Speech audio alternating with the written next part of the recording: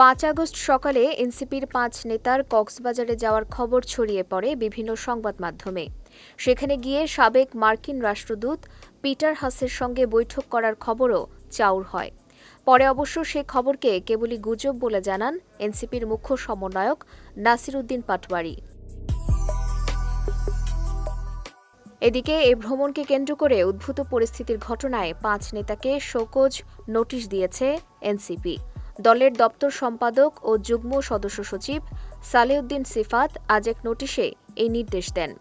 এই ৫ নেতা হলেন এনসিপির মুখ্য সমন্বয়ক নাসির উদ্দিন পাটোয়ারি, দক্ষিণাঞ্চলের মুখ্য সংগঠক হাসনাত আবদুল্লাহ, উত্তরাঞ্চলের মুখ্য সংগঠক সার্জিস আলম, সিনিয়র যুগ্ম সদস্য সচিব তাসনিম জারা ও যুগ্ম আহ্বায়ক খালেদ সাইফুল্লাহ।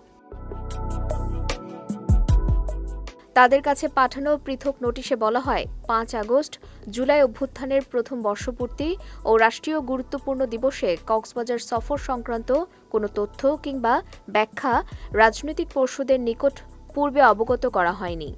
নোটিশে এই সিদ্ধান্তের কারণ ও প্রেক্ষাপট সম্পর্কে আগামী ২৪ ঘণ্টার মধ্যে দলের আহ্বায়ক মোহাম্মদ নাহিদ ইসলাম এবং সদস্য সচিব আখতার হোসেনের কাছে সশরীরে উপস্থিত হয়ে লিখিত ব্যাখ্যা দেওয়ার জন্য বলা হয়।